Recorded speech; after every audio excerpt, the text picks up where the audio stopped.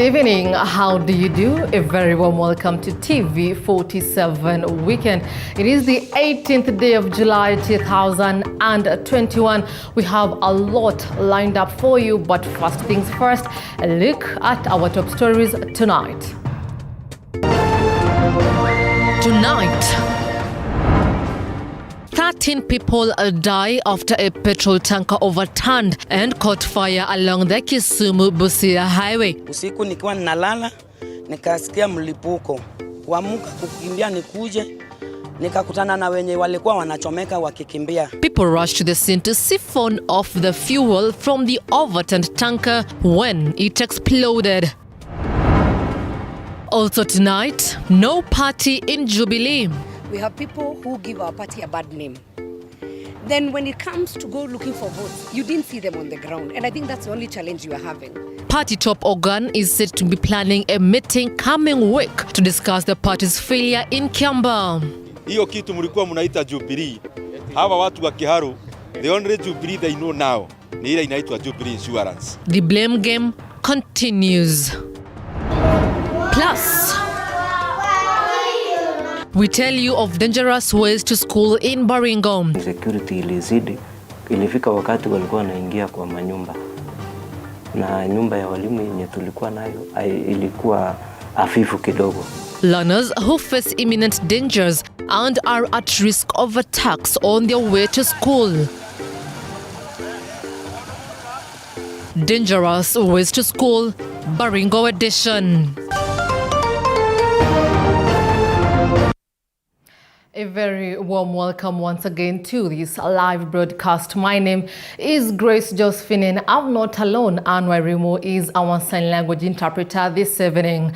Now, 13 people have died while siphoning of fuel after a petrol tanker overturned and exploded in Malanga area on the Kisumu-Busia highway Saturday night. It is alleged the crash happened as the driver tried to avoid a head-on collision with another lorry, losing total control of the vehicle.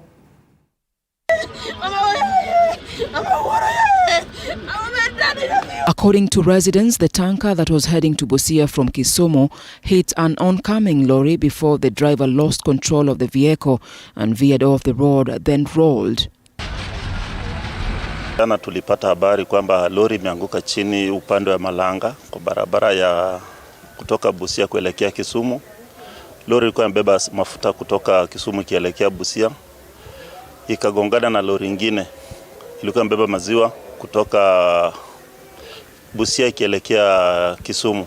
Residents had rushed to the scene with jerrycans to siphon off the fuel from the overturned tanker when it exploded. Eyewitnesses say that the first group of locals that arrived at the scene were able to successfully siphon fuel that was gushing from the tanker, but the second group wasn't so lucky. Na kulikuwa na watu walikuwa wamechota mafuta ya kwanza wameenda. Wale walirudi ya pili ndio wale wameungua, ndio wale mafupa ambao mnaona iko mahali hapa. Mwanzo wenye walitangulia kukuja walichota mafuta wakaenda nayo. Kurudi trailer ikalipuka, ilichoma watu. Moto kulingana kiasi venye ilikuja ikalipuka, ni ule moto wenye haungeweza kujulia ni mtu ako mbele yako ama ni kisiki. Ulikuwa moto mkubwa sana, sababu haungewezekana hata kuona kule.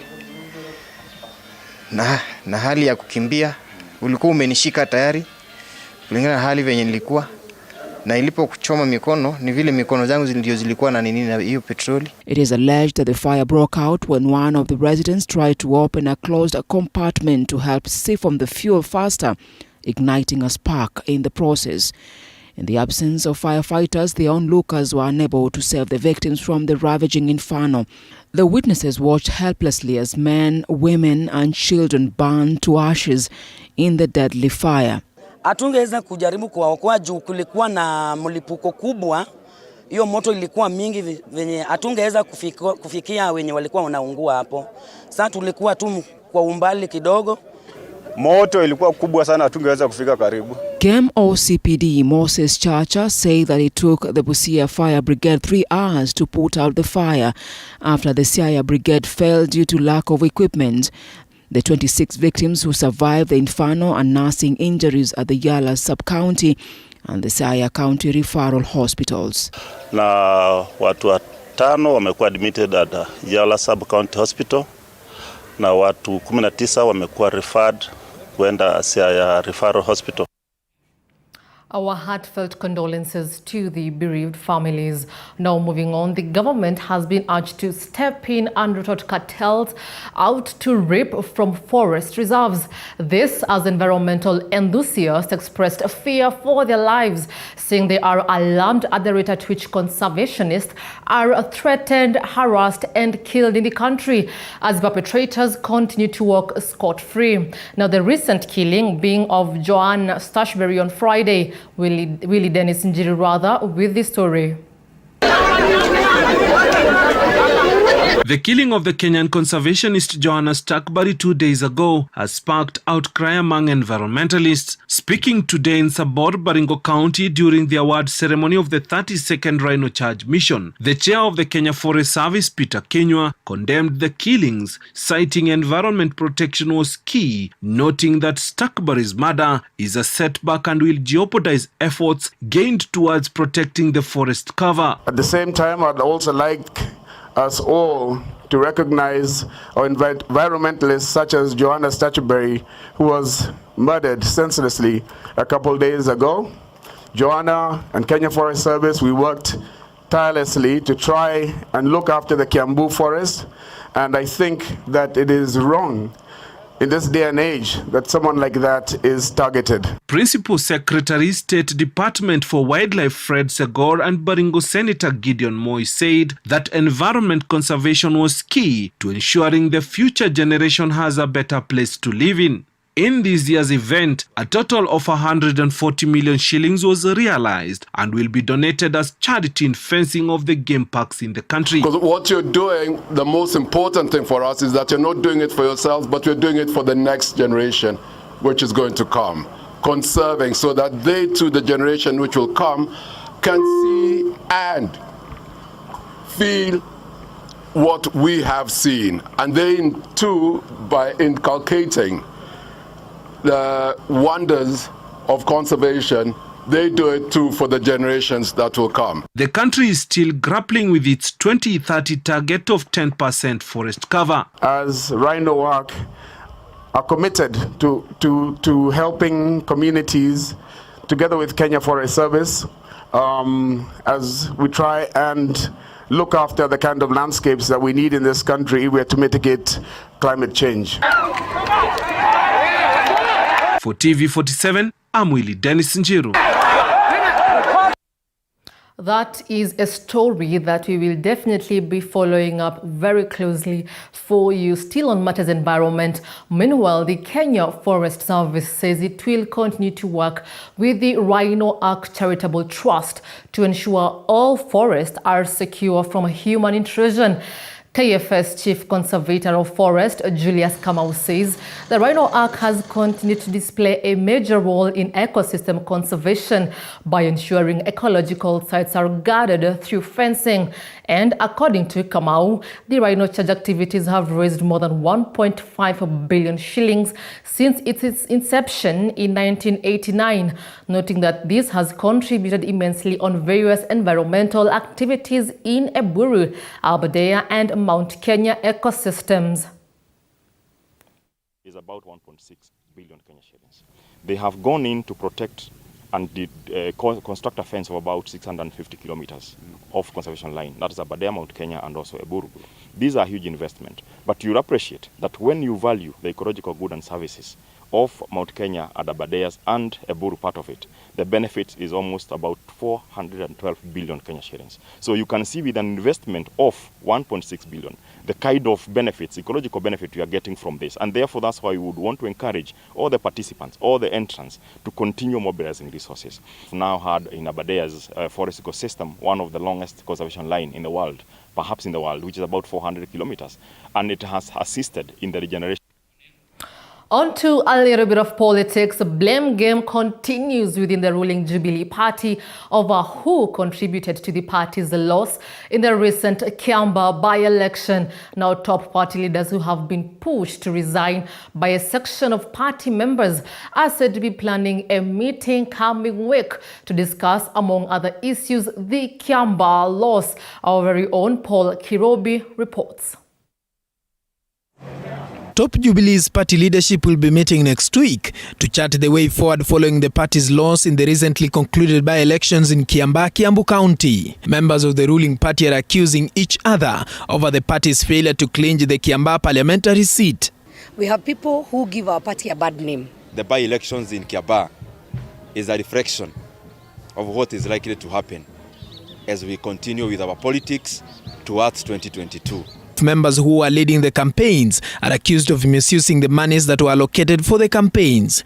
Led by Kieni Member of Parliament Kanini Kega, section of Jubilee members are calling for Jubilee overhaul after Kiambaa humiliation. Kega blames top party officials for Kiambaa by-election loss.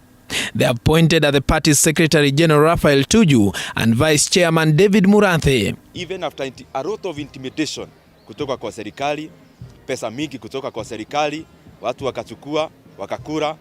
Then when it comes to go looking for votes, you didn't see them on the ground. And I think that's the only challenge you are having.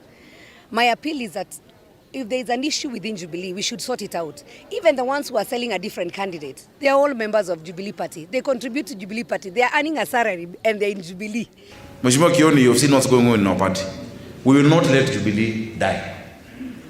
Tutarekebisha mahali kulikuwa na makosa. But we are strengthening it.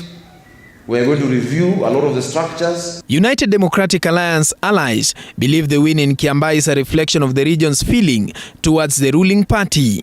Jubilee Party no longer enjoys any support in this region. You increased taxes for the common commodities for the wananchi.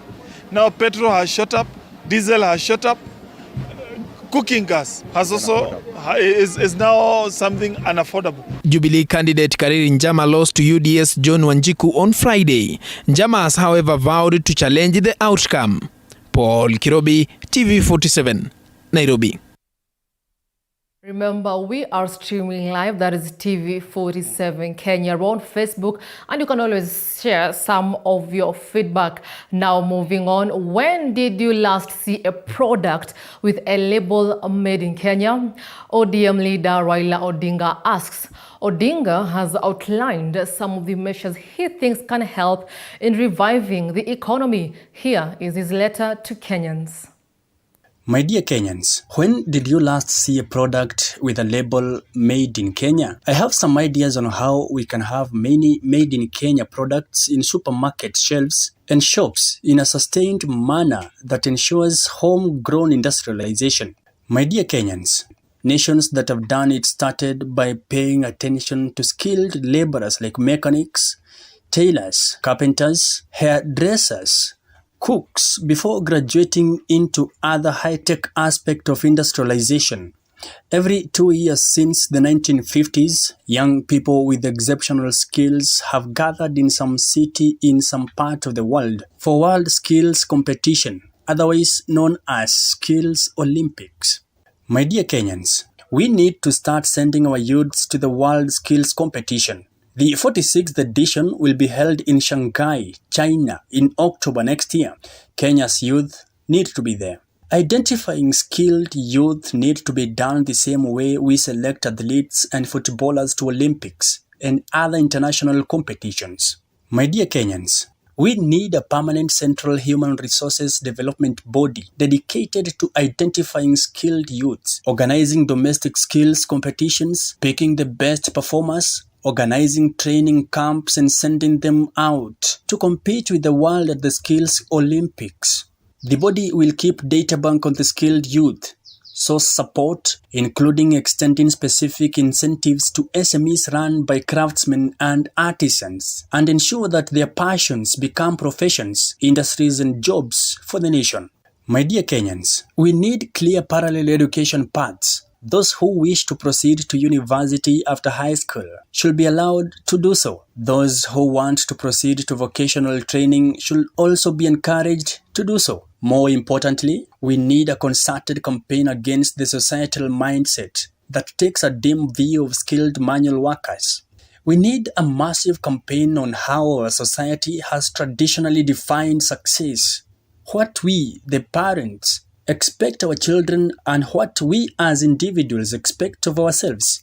My dear Kenyans, we need to convince our people that academic papers are good and our children still need them. But we need to appreciate that societies that have placed equal emphasis on both knowledge and skills have done better.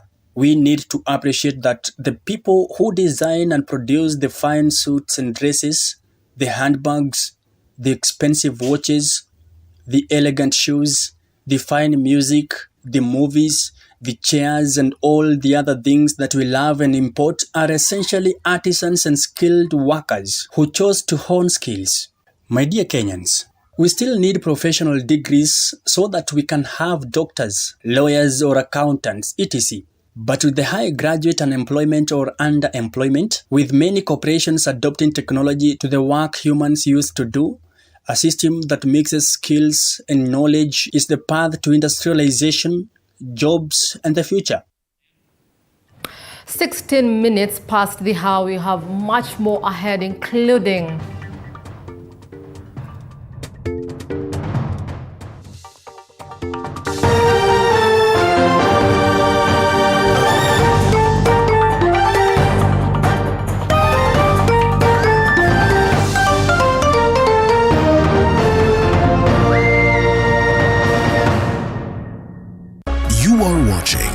TV 47, the home of Untold.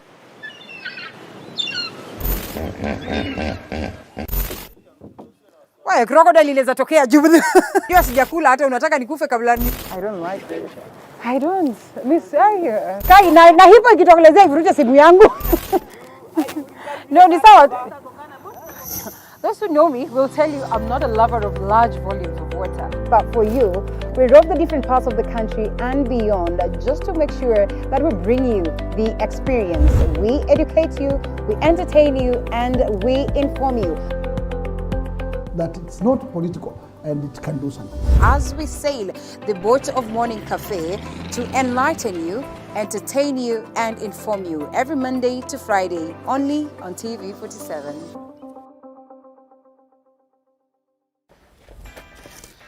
Woo. Construction can be quite a task, but how do you move from finding your piece of land, sourcing the right materials, getting the right labor force to put up your building? Or better yet, how do you source for a building that's already built? Just a small size of land can suit just a big maisonette because you are going high. How do you ensure you get the right finishes to bring out the aesthetic value of your property and make it not only look good, but also feel good? The buyers in this area are the buyers who are able to pay cash. Well, we have it right here on The Realtor on TV 47, where we demystify building right here in Kenya and analyze the property industry for you to take advantage when acquiring your next piece of property. Every February, we hear men joking about going to a men's conference on Valentine's Day. We laugh about it, the lucky ones end up having a decent Valentine's Day, and we move on. But what we do not know is that men actually do meet up. Men do sit down and have conversations about things that affect their day-to-day life. Let me ask, does money make the man? Give them the gifts, shower them with everything you want to shower them with, but keep your money to yourself. I, for one, have always been curious as to what goes on in a man's mind, specifically an alpha male's mind. Adam, yule kwa Biblia anasema ni mtu wa kwanza duniani. Wewe unadhani kama angekuwa hana yale matunda, hana ile garden yake pale ya kukaa, angekuwa tu ni mdomo tu anamfuata Hawa. Oya, mimi ni Adam. Welcome to the men's conference, where we make men alpha males. My name is Archie, the only female allowed at the conference. My name is Monica Nyashira Njobona. I am a wife and a mother of 3, and I am a crochet ambassador. This began some years ago when I could not find a white collar job. I had done a course in IT, I looked for jobs everywhere and I could not find one. So I had a lot of time in my hands, and I had an idea to do crochet. So we have a WhatsApp group. There are about 3 WhatsApp groups. They are actually full.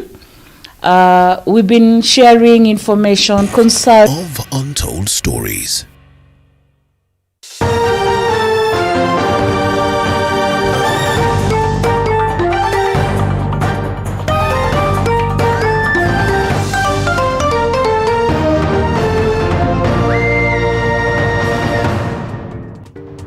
A very warm welcome back. Now, still on this man, Raila, with about a year to the 2022 general election, the push for constitutional amendment is in no doubt an option for ODM leader Raila Odinga, which, according to pundits, will have handed Odinga a bargaining chip to lure other national leaders into his camp.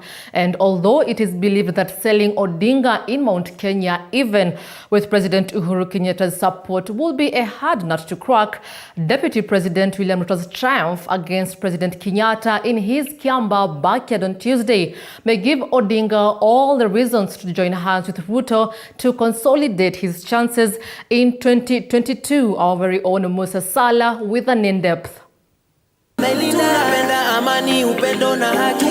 The downfall of the BBI constitutional amendment bill, the product of the infamous handshake between President Uhuru Kenyatta and ODM leader Raila Odinga, has sent 2022 presidential hopefuls back to the drawing board. The bill, which sought to expand the executive, has stirred controversy in the Odinga-allied NASA camp.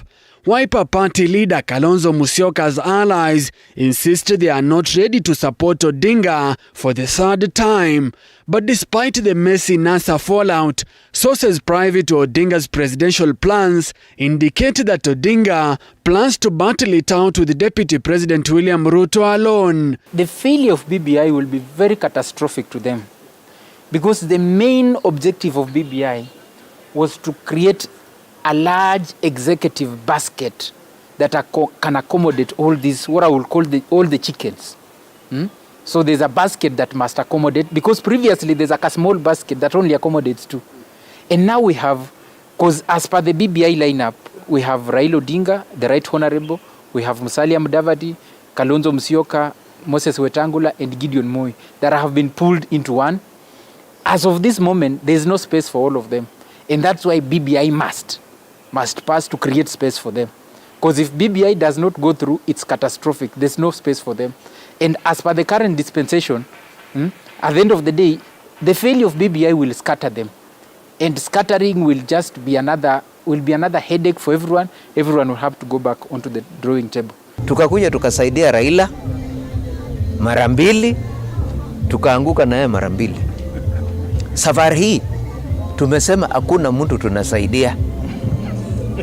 Tumeamua hakuna mtu tunasaidia, afadhali tuanguke sasa peke yetu. Tumesema hivyo, afadhali sasa kama jamii tuanguke peke yetu, lakini hakuna mtu mwingine tunasaidia.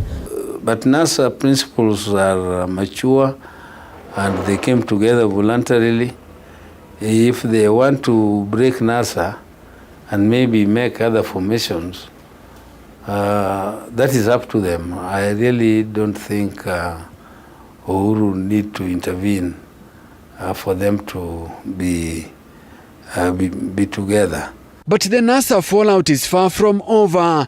According to Amani National Congress ANC party leader Musalia Mudavadi, plans are underway to iron out issues within their NASA outfit.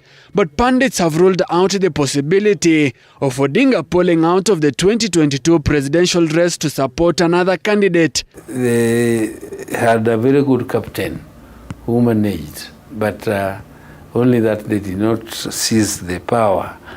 And the captain which leads the team to a win cannot be changed when the league is still on. So I believe they have to give Raila a chance with changed circumstances now to win and seize the presidency, and then now they can argue about Raila supporting one of them for the same. But Raila cannot cede what he does not own and what he does not have. Raila Odinga will always be on the ballot as long as Raila Odinga is still alive. Unless and until he's proclaiming a someone Tosha. But based on the Kibaki Tosha experience, there's a possibility that unless Raila is guaranteed a substantive stake in the next government, Raila Odinga will be on the ballot.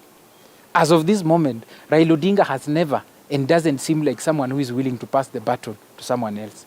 With Odinga's reluctance to hand over the baton to one of his NASA core principals, Musyoka, Mudavadi and their Ford Kenya counterpart Moses Wetangula have been left stranded, leaving them with no option but to join the race on a new alliance to their name.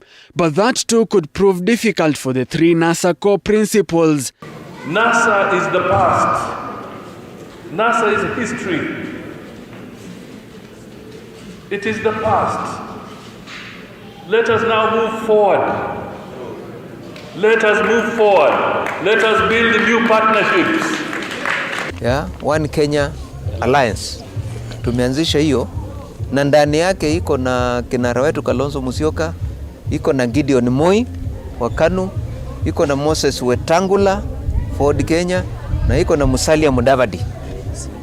Na tunauliza pia Raila akuje huko ndani. Yeah? Pia Raila akuje huko ndani. Ndio sasa tupingane na hii mtu anajiita Asla. Yeah? Because hii mtu anajiita Asla. We need that force. At the moment, there are only two.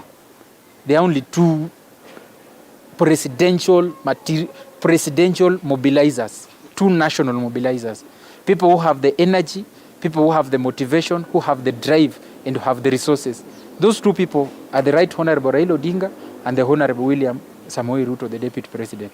Those are the only people. So any formation without those two people is meant to take nobody, cannot take you anywhere. With the One Kenya Alliance leaders out of his options, Odinga risks banking on President Kenyatta to deliver on the Mount Kenya region votes to clinch the top seat against Oka and Deputy President William Ruto. But Ruto's UDA win in President Uhuru Kenyatta's Kiambu backyard on Tuesday may get Odinga checking his cards to face Ruto alone next year. If I was Odinga, I would pick Ruto and will win the presidency. Because Ruto will split the Mount Kenya vote that has always been a menace for him since time immemorial. Ruto will bring him majority of the votes in Rift Valley. Ruto has made a bit of inroads in Western and Coast. Coast actually at the moment is split between Odinga and Ruto. Western is Odinga and Ruto. So at the end of the day, if these two come together, that's a guaranteed shot.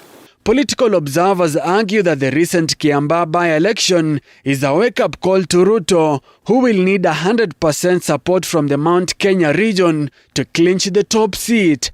And Kiambaa was just a lesson and a picture on what is happening in the country. There are many problems. So when people come with money and buy in votes, that doesn't mean that they are popular. Jubilee Party no longer enjoys any support in this region. However, pundits argue that a Raila-Ruto coalition would be nearly impossible, citing a repetition of the Kenyatta-Ruto fallout once the two get into State House next year. But now, because of course there are other dynamics, and now these ones are what we call fahali wawili hawakai zizi moja. Everyone is as powerful, considers themselves as powerful as the other. Every one of them is politically as arrogant as the other. So it's like none of them is willing to listen or talk with each other. He's talking to many people, and I cannot be privy to all of them. But that day, it can be predicted by people who are experienced like me. So I don't predict it, and I cannot foresee it happening in the near future, maybe after the elections. Hawakuji pamoja ati kwa sababu wako na philosophy siko karibu. Wanakuja pamoja kwa convenience. Ndipo wapate kiti washinde. Na sasa wakipitia yu mlengo, hata wakija pamoja, utakuta after 1 year ya kuunda serikali, the personality differences, tofauti zile za binafsi sinaacha kutokea. As politicians warm up to the season of alliances, opposition leader Raila Odinga's options remain open, but whether or not he is likely to join Ruto's camp still remains a political mirage. Musa Salah, TV 47. We take another very short breather. Don't go too far away.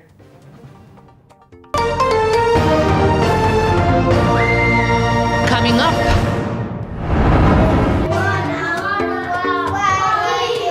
We tell you of dangerous ways to school in Baringo. Security ilizidi, ilifika wakati walikuwa wanaingia kwa manyumba, na nyumba ya walimu yenye tulikuwa ilikuwa hafifu kidogo.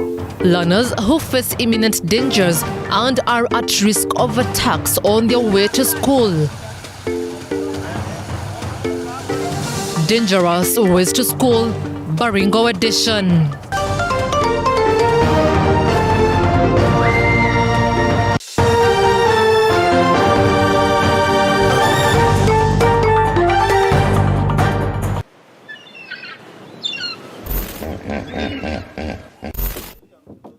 Why crocodile inaweza tokea juu.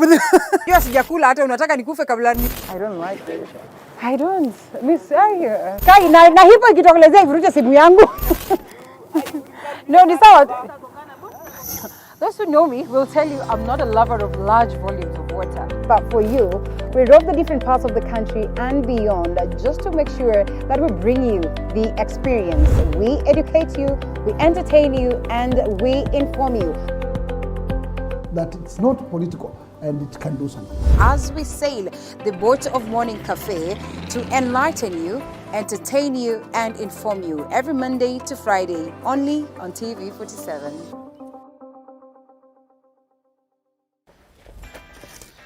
Woo.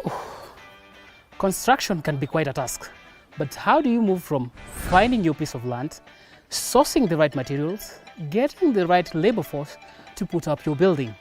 Or better yet, how do you source for a building that's already built? Just a small size of land can suit just a big maisonette because you are going high. How do you ensure you get the right finishes to bring out the aesthetic value of your property and make it not only look good, but also feel good? The buyers in this area are the buyers who are able to pay cash.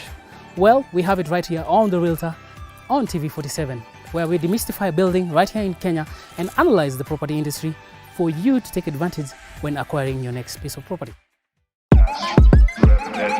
Every February, we hear men joking about going to a men's conference on Valentine's Day. We laugh about it, the lucky ones end up having a decent Valentine's Day, and we move on. But what we do not know is that men actually do meet up. Men do sit down and have conversations about things that affect their day-to-day life. Let me ask, does money make the man? Give them the gifts, shower them with everything you want to shower them with, but keep your money to yourself. I, for one, have always been curious as to what goes on in a man's mind, specifically an alpha male's mind. Adam, yule kwa Biblia anasema ni mtu wa kwanza duniani. Wewe unadhani kama angekuwa hana yale matunda, hana ile garden yake pale ya kukaa, angekuwa tu ni mdomo tu anamfuata Hawa. Oya, mimi ni Adam. Welcome to the men's conference, where we make men alpha males. My name is Archie, the only female allowed at the conference. My name is Monica Nyashira Njogona. I am a wife and a mother of 3, and I am a crochet ambassador. This began some years ago when I could not find a white-collar job. I had done a course in IT. I looked for jobs everywhere and I could not find one. So I had a lot of time in my hands, and I had an idea to do crochet. So we have a WhatsApp group. There are about 3 WhatsApp groups. They are actually full. We've been The Home of Untold Stories.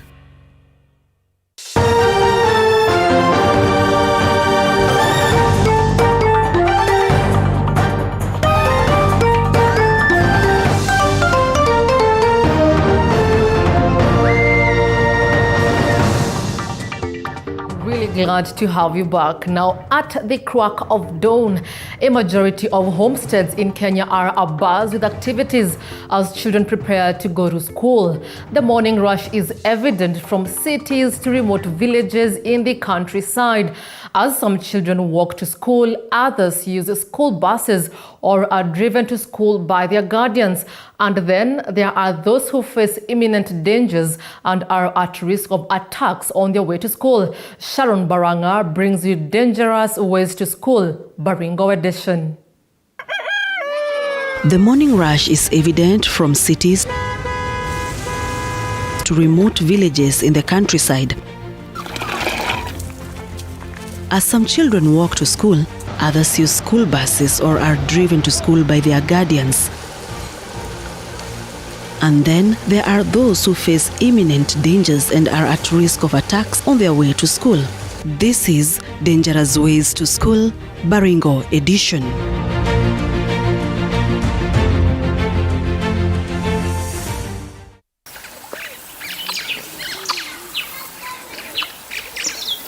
This is Arabal in Baringo County. It is one of the most dangerous places in Kenya. Bandits have a field day here. When they strike, residents have to scamper for safety. The not so lucky ones lose their lives and livestock.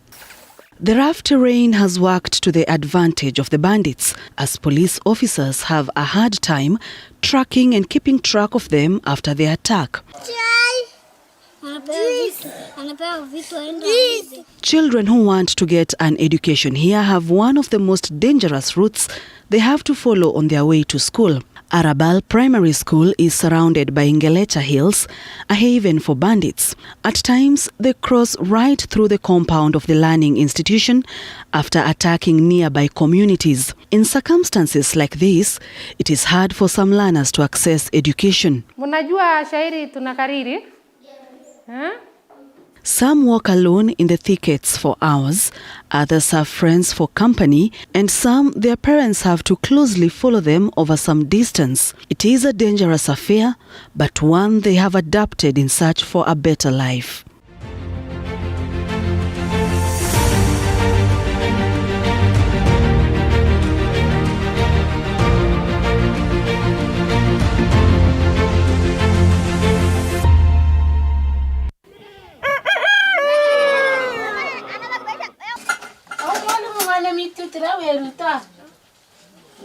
Ruta, mwalimu ngawe, kama mumechelewa kwa shule.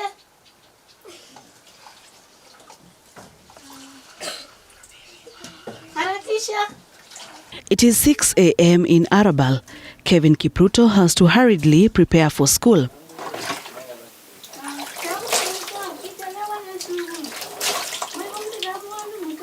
But his parents would only release him out of the house once it is bright outside. This is because he has to walk the dangerous journey to school alone. At times, he gets some company from his friends also going to his school, Arabal Primary School.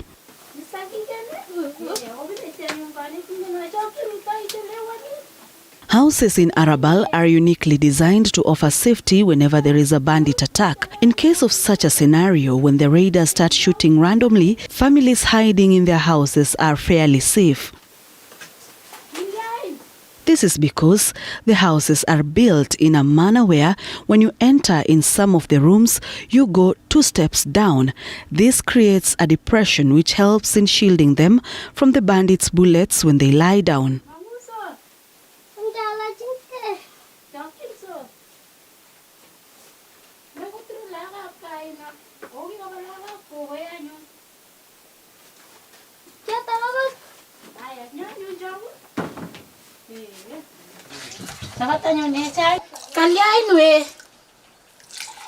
It is minutes past 8 a.m.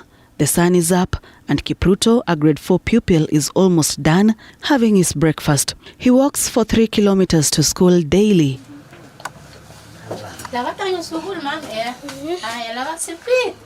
Some of his classmates cover up to 7 kilometers on their way to school.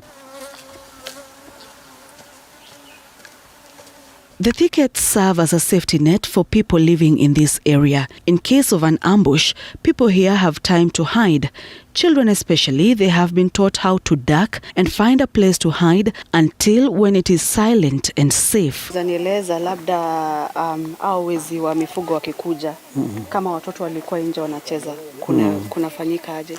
So tunakuanga na changamoto sababu unaona hii mlango sana sana inatubidi huwa tunafunga. Tukifunga hivi ndio kama watoto walikuwa huku hata jambazi akifika utakuta at least itamchukua muda mrefu, ndio tunatumia hii kifuli. Itachukua muda mrefu kitambo aweze kuingia. So huwa tunashauri wale wenye wako hapo wakisikia tu hiyo kitu imelia na pengine watoto wengine wako huku nje wanafanya nini, wanakimbia kufungua haraka, lakini hawa ame-identify ni nani anafungulia. So alafu dawa ni kufanya nini, kuingia hapo na kuinama kitambo milango iweze kufanya nini, wajue kama milango iko wazi ama itakuwaje, sababu kabisa utakuta hii inasaidia pia. Kwa hivyo hapa ni kama maficho. Hii ni kama maficho, sababu mtu ukiingia ukilala hata nini at least inaweza kukuokoa, na saa hiyo unajaribu kuitana mnifungulie ndio kujaribu pata namna ya kuweza kukimbia ndani ya nyumba. Kulikuwa au majambazi tu walikuja wakafamia ng'ombe hapo. Ng'ombe upande ile hii ndio inakuwa barabara. So saa hiyo marisasi inalia kila mahali, hata waliua ng'ombe ine. So wakakuja across katika hali ya kutafuta njia. Sasa unakuta area yetu sasa kila mtu anakimbilia usalama huku mahali kwa ile makambi ya maaskari huku. So mbeleni maaskari walikuwa wanaishi shule. So tulikuwa nakimbilia shule. Lakini ukiangalia tu kabisa hiyo kitu inafanyikanga tu dakika hiyo, hata vile tunakaa sasa we are not sure about lazima tukue ready in case of any eventuality, sababu hao watu ni watu wako everywhere. Na hawawezi, hakuna siku inajulikana hata watakuja siku gani. Unastukia tu inafanyika kwa wakati ile yenye pengine mtu huwezi jua hata. Ama hata pengine watu wameenda wote, umewacha watoto peke yao nyumbani. Alafu ifanyike. Assume watoto wadogo saizi ya watoto kweli. Ikifanyika wakiwa peke yao hapa. Nini unaona hii we are living by the grace of God only. Na wanaweza shambulia watoto? Sasa mfano ama wataonea watoto huruma? Hapana. Hao watu ni wauaji, they are killers. Kama mkutane they do manslaughter. Si waliua watoto wengi. Haya kama ndasema hapo kilomita karibu 4 kuanzia hapa waliua watoto 6. Very recent incident ile inajulikana. Hatuna karandi ile ya kusema ate pengine wanaweza save mtu fulani, hapana. Hiyo ni kama binadamu kwao, sio kitu ya. Children here are accustomed to different kinds of guns just by the sound they produce when a bullet is fired. Nikitoka nyumbani nifika barabara nasikia tu marisasi. Mimi nakimbia haraka nifike shule. Ndio nipate wenzangu naweza niokoa nisini. Najificha nasikia amaanza kuendaenda, mimi nakimbia shule. Hawa watoto hakuna kitu hawajui. Watoto washajua hata risasi ikipigwa atakwambia huyo ni polisi. Ikipigwa wanajua hiyo ni askari. Hakuna ile risasi hawajui. Hata ikipigwa atakueleza hiyo ni APC inapigwa. Watakwambia hiyo ni G3. Hiyo ni AK. Wanajua yote, wanajua. Sasa wakisikia hata wakati kumetokea kitu wakisikia, watakueleza hiyo hawa ni askari. Na utakuta hata afadhali waelekee mahali wanasikia askari. On this day, a number of children have been released by their parents to go to school. This is because it has been months since there was an attack. And so, Kipruto is happy he found some company on his way to school. Some of these learners have walked for over 5 kilometers before meeting Kipruto, who stays about 3 kilometers to the school. Their parents allowed them to go to school, having faith that they will be back home safe and sound at the end of the day. Area yenyewe ni mzuri, lakini sababu ya usalama utakuta kila kitu sio mzuri. So labda tu unaona hata mahali kama shule, watoto wetu wakienda shule unakuta inakuanga shida, kafla mtoto achaenda mpaka anarudi huwa inakusumbua akili. Sababu hata akiwa shule bado tu unapata hiyo uoga, ujui ni nini itatendeka in the course of the day. Haya, wakikuja katika njia, hata wanaweza kuja kufika njiani unastukia hiyo mambo imeshaanza. On their way to school, there is the danger of meeting head-on with bandits. They are also aware that they stand to be attacked by wild animals that roam freely. But getting to school and learning is their ultimate goal. The area assistant chief, Emily Kimoi, has had a brush with the bandits twice. She says she is lucky to be alive to tell her story. Nilikuwa nikitoka baraza wakati mmoja, na nilipofika njiani tulikuwa na msichana mwalimu. Kuna mwalimu nilimpata pale njiani, nikamueleza sababu ninavuka ng'ambo ile twende, na ilikuwa ni wakati wa jioni. Lakini tulipokutana na wao njiani, tuliwapata kama hawajapata ng'ombe. Tulikutana tu wako mtoni chini, sisi tuko upande wa mlima. Lakini sababu unajua ile wakati mmekutana mara ya kwanza hivi, lazima mtu akimbie. Sasa hao walikimbia kwanza. Walipokimbia kurudi mtoni, kabla warudi tukaingia tukajificha mahali na tukalala hapo mpaka asubuhi na huyo mwalimu. Wakazunguka hapo mpaka dakika mwisho wakaenda. Sisi tukasema hatutatoka. Tukanyamazia kwa msitu, tukaingia ndani mpaka asubuhi. Asubuhi ilipofika karibu saa 1 tukapigia askari sababu usiku hatungeweza kuongea kwa simu. Sababu hawezi jua nani yako karibu yako. Lakini tulipopigia askari wakatukujia asubuhi. Tukawa direct wakakuja wakatupata. Kuna hao majangili walikuwa wametembea upande huu. Na walipofika sijui mbona tunakuwa na huyo madam kila wakati. Tulipotoka pale, tulipofika gate wakatuambia, kumbe nyinyi ndio hamjaondoka, kujeni twende. Kukuja kidogo wao walikuwa wametangulia mbele, kuna walikuwa nyuma, ndio hiyo leopard ikatokea. Leopard kutokea sasa ilikuwa kuwa ni miguu ni ponya, lakini wakaimalizia hapo.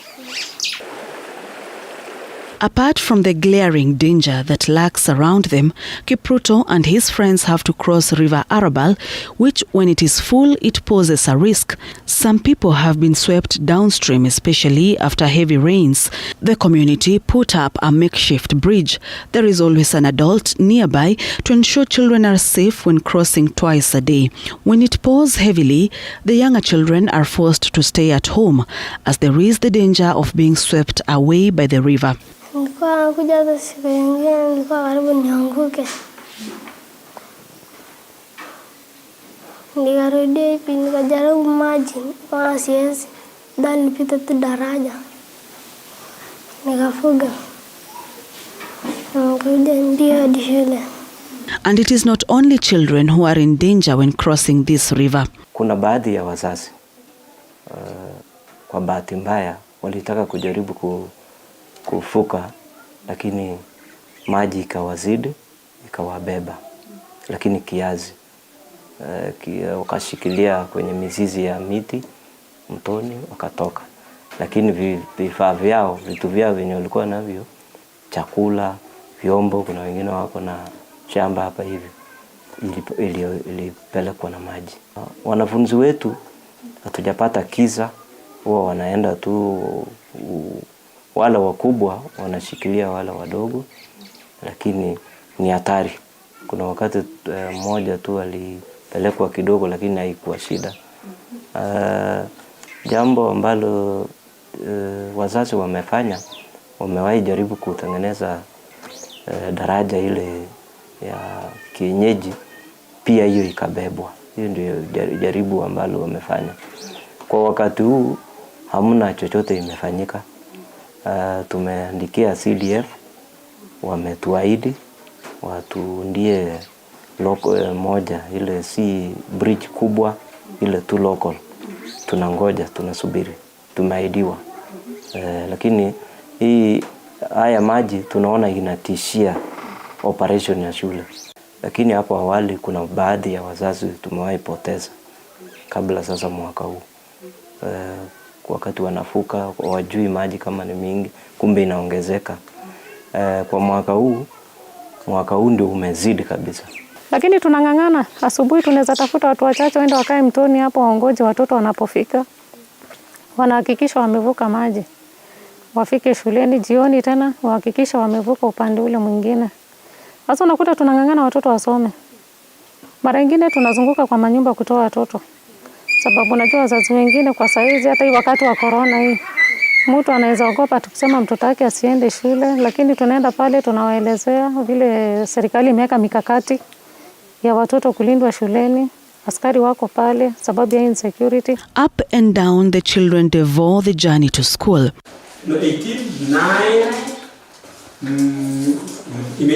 In school, children who live nearby are almost completing their first lesson, one which Kipruto and his friends will miss.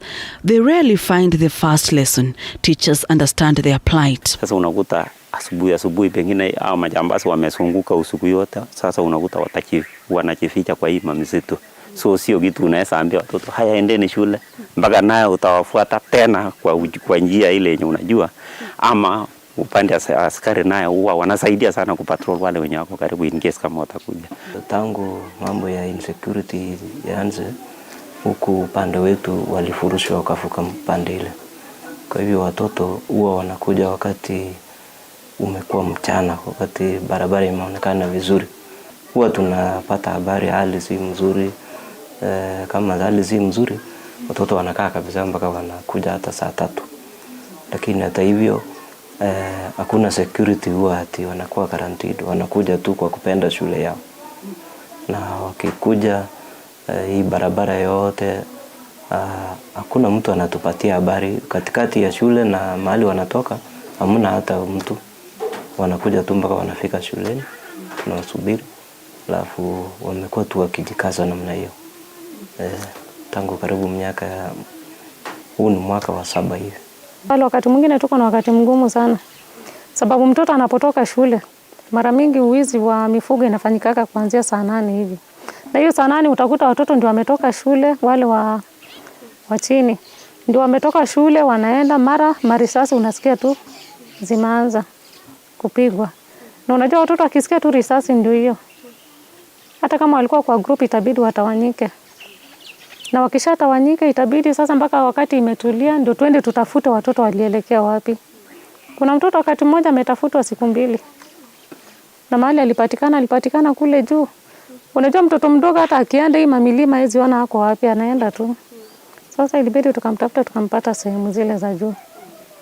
Sasa hiyo ndio inakuwa shida. Wakati kumetokea hiyo mambo insecurity, gunshots ikitokea, watoto wanatawanyika. Tunaomba ofisa wa kuepo kabisa na kwamba huwa wana patrol hata usiku. Singine wanalala hapa shule ndani. Kwa saizi naona serikali wameng'ang'ana. Wamejaribu. Ukiona wale askari tuko nao saizi hapa, tuko na askari wa kutosha. Pengine tu strategic positions ile wanatakikana wakuwe set. Wakae hapa, wafunga hapa. Hizo positions tu. Sababu sasa saizi ukienda kuona kama sisi tumekuja hapa. Sasa wale askari wako nyuma yetu, wakuje mbele yetu pia. Sababu unaona hapa mahali tunaishi kuna kambi iko nyuma. Na sisi tuko 3 kilometers ahead. Sasa wangekuja wakae mbele yetu. Sasa ni hizo position tu za positions mahali wanakaa. Sababu ukiona kijiji ndio ya mwisho na askari wako nyuma. Almost an hour since Kipruto left home, and finally, the school can be seen from a distance. The children are late and they have to hurry so that they can catch up with their classmates. The second lesson is almost starting.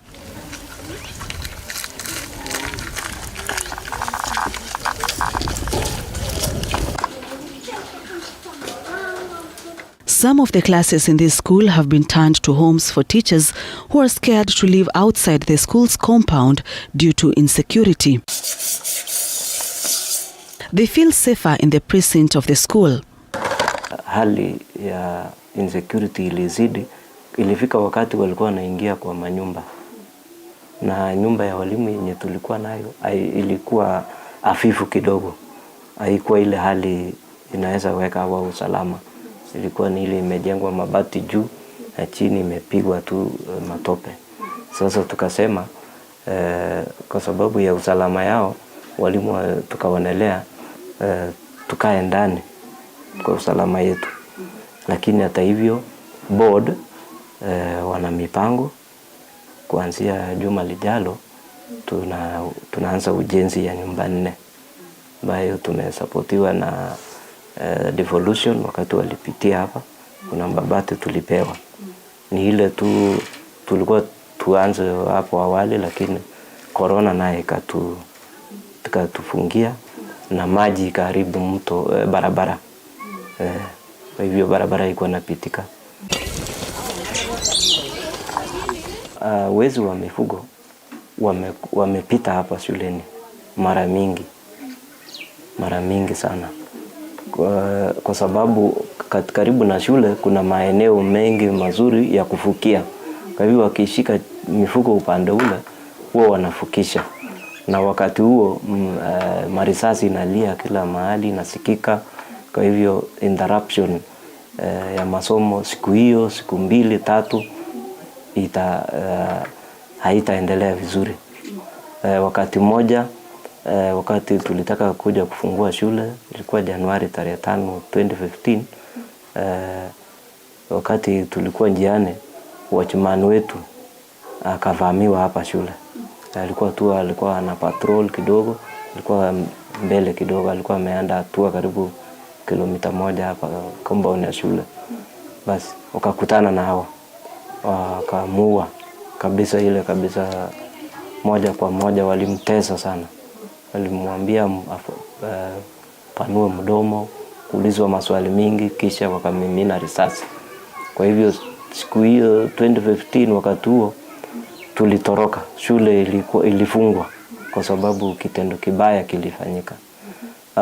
Vile vile wanafunzi wetu ambao walimaliza shule katika hali ya kusaidia wazazi wao, wakapatikana na hao wakora, wakachukua mifugo, wakafuata, wakamuua mmoja. Na baadhi ya wazazi pia waliuawa wakipatikana njiani.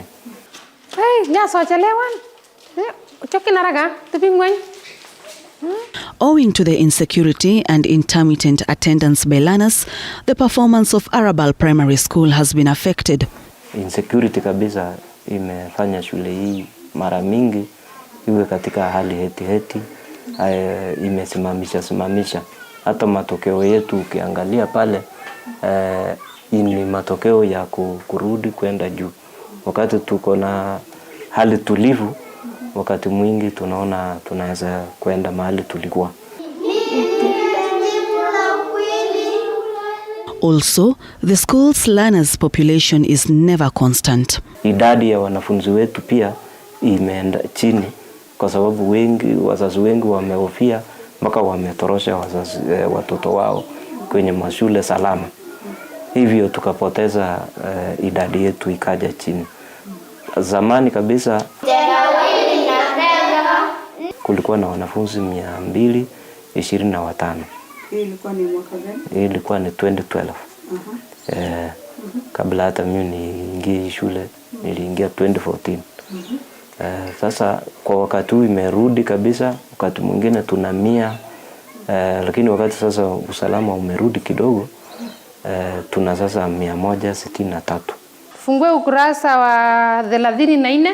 Arabal Primary School has a shortage of 2 teachers. The learning institution has only 6 teachers employed by the Teacher Service Commission and 2 early childhood development education teachers under the county government. The shortage of teachers, they say, has also affected the pupils' performance. Na hii imekaa kwa muda hatujaongezewa, kwa sababu si eti serikali wale wanakataa. Watu wanahofia usalama yao. Mwalimu akiambiwa ni Arabal, hapana, anakataa kabisa sababu ya usalama. Hiyo wale wako hapa sana ni karibu wale native. Kwa hivyo walimu hawatoshi kabisa.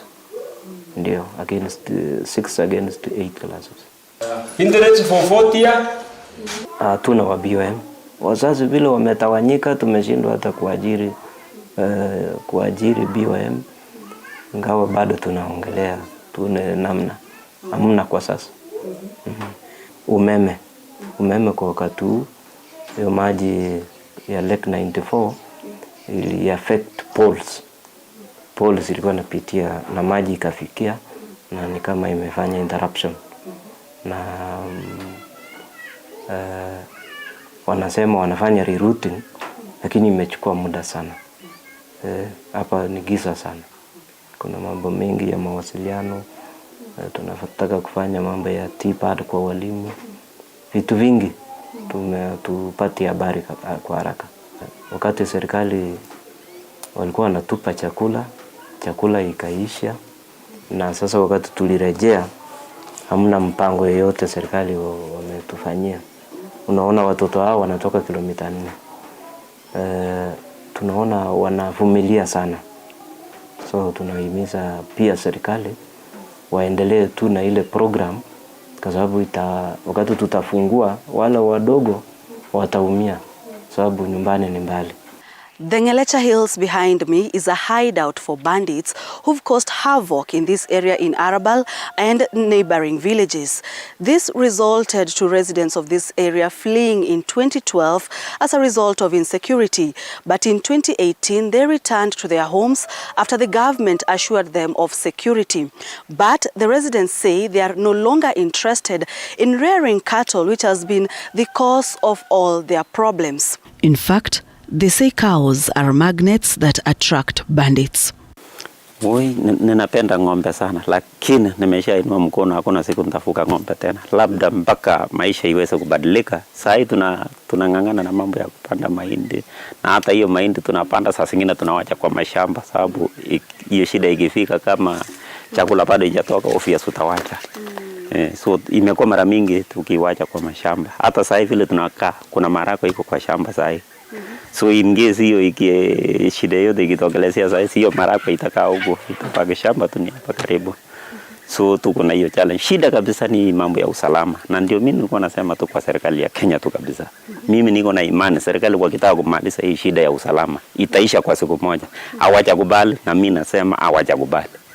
Sababu kama ya maundi yalikuwa nilisha, mbona isiisha. Kuna watu wa agriculture wanakuja kuwafunza namna ya kubadilisha. Tusikwe tu na tunategemea ng'ombe kila wakati, sababu hii ng'ombe unaona imekuwa ni shida. Tena tunafuga ng'ombe wengi ambao hata manufaa yake ni chini. Sasa unakuta tunajaribu kuwaeleza wafuge kuku, walime shamba, wapande mimea kama mahindi, maharagwe, ndizi.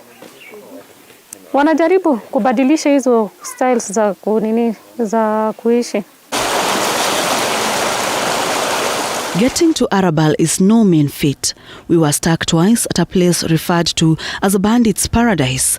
We were told this very place is the main route they use when going to attack communities and when they are heading back with their exploits. In fact, when police officers from a nearby camp heard where we were, they rushed with guns to ensure we were safe, even as the community and officers joined hands to help remove the vehicle from where it was stuck.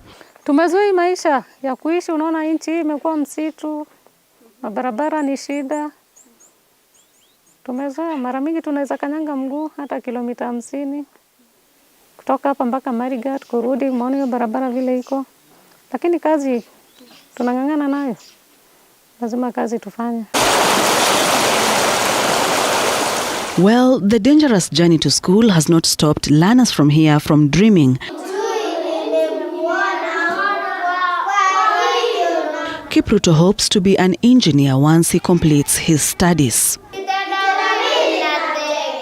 Sharon Baranga, TV47 in the county of Baringo.